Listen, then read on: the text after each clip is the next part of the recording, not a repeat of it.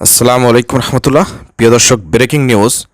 বাগেরহাট জেলার বাগেরহাট সদর উপজেলার মির্জাপুর আদর্শ গ্রামের আওয়ামী সন্ত্রাসী হাফিজুরের নেতৃত্বে নব্য বিএমপি সেজে দলে যোগ দেয়া সন্ত্রাসী কোনো কারণ ছাড়াই জামাত শিবিরের লোকদের উপর হামলা চালিয়েছে। প্রিয় দর্শক, হামলা তীব্র নিন্দা এবং প্রতিবাদ জানাচ্ছি।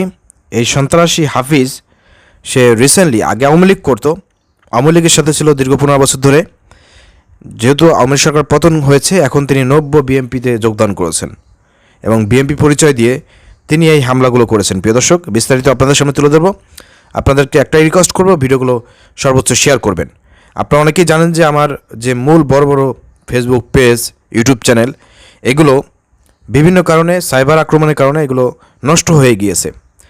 আমি রিসেন্টলি আমার এই ফেসবুক পেজে, ইউটিউব চ্যানেলে কাজ শুরু করেছি।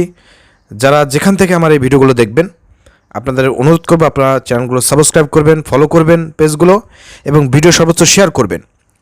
এখানে জামাত শিবিরের উপর হামলা হয়েছে। প্রিয় দর্শক, এটা আপনাদেরকে শেয়ার করতে হবে। আজকে বাংলাদেশে বিভিন্ন জায়গায় জামাত শিবিরের ভাইয়ের আজকে ভুক্তভোগী। দেশ পরিবর্তন হওয়ার পরেও এই নিউজগুলো কিন্তু ছড়াচ্ছে না ছড়ানোর পিছনে কারণ হচ্ছে না আপনারা নিউজগুলো দেখেন কিন্তু শেয়ার করেন না। আমরা যে কষ্ট করে প্রতিবাদ করি, আপনারা যদি ভিডিওগুলো শেয়ার করেন তাহলে মানুষের মধ্যে ছড়িয়ে যায়। আর আপনারা ভালো করে জানেন যে আমার এই পেজটা খুবই ডাউন, দীর্ঘ 1 বছর ধরে ডাউন থাকার কারণে আমার এত ফলোয়ার থাকার পরেও ভিডিওগুলো সবার কাছে পৌঁছাচ্ছে না। এই জন্য অনেকে আমাকে মেসেজ করেন যে ভাই আপনার ভিডিও তো পাই না। এই জন্য আপনাদেরকে আমার পেজের জন্য একটু কাজ করতে হবে। আমার পেজকে শেয়ার করে মানুষের মধ্যে ছড়িয়ে দিতে হবে, যাতে আবার রিচটা ফিরে আসে। এটা আপনাদের প্রতি আমার একটা অনুরোধ থাকবে। ঘটনা হচ্ছে, প্রিয় দর্শক, 25 তারিখ গতকালকের ঘটনা। বাগেরহাট জেলার বাগেরহাট সদর উপজেলায় মির্জাপুর আদর্শ গ্রামের আওয়ামী সন্ত্রাসী হাফিজুর, সে তার নেতৃত্ব নব্য বর্তমান বিএমপি সেজে তিনি সন্ত্রাসী কায়দায় আমাদের জামাত শিবিরের ভাইদের উপর আক্রমণ করেছেন। জামে মসজিদের ইমাম ছাত্র শিবিরের নেতা আবু বক্করকে মারপিট করে। পরে ওই ঘটনা শুনতে গেলে জামাত শ্রমিক কল্যাণ স্থানীয়দের ওই হাফিজুর বাহিনী কুপিয়ে আহত করে।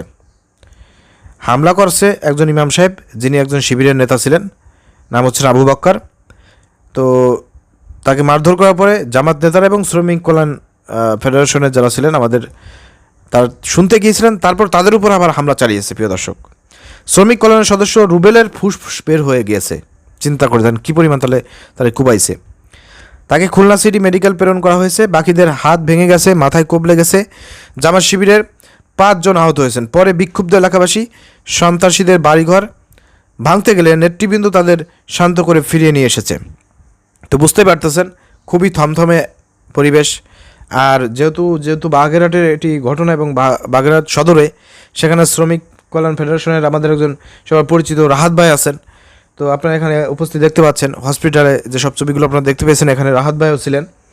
তো উৎসুক জনতা এলাকাবাসী কিন্তু এটার বিরুদ্ধে একটা ব্যবস্থা গ্রহণ করতে চেয়েছিল, কিন্তু জামাতের নেতাকর্মীরা এবং জামাত নেতারা তারা বলেছেন যে না, এই ধরনের কাজ করা যাবে না, আইন নিজের হাতে তুলে নেওয়া যাবে না। তো আমরা বাগেরহাটের জেলা পুলিশ প্রশাসন যারা আছেন, আপনাদেরকে বলতে চাই, জোর দাবি জানাচ্ছি, অতিবিলম্বে যারা আমাদের জামাত শিবির ভাইদের উপরে এরকমের সন্ত্রাসী কাজে হামলা করেছে, ভাইদেরকে আহত করেছে, এইসব সন্ত্রাসীদেরকে আপনারা দ্রুত আইনের আওতায় আনবেন। যদি আইনের আওতায় না আনেন তাহলে কিন্তু এলাকাবাসী যে পরিমাণ ক্ষিপ্ত হয়েছিল, তাদের বাড়িঘর ভাঙচুর করার জন্য যাচ্ছিল, জামাত নেতারা তাদেরকে ঠেকিয়েছে। অতএব আপনারা যদি এটার বিরুদ্ধে ব্যবস্থা গ্রহণ না করেন, সন্ত্রাসীদেরকে যদি গ্রেপ্তার না করেন, তাহলে কিন্তু এলাকাবাসী কিন্তু অ্যাকশনে যাবে।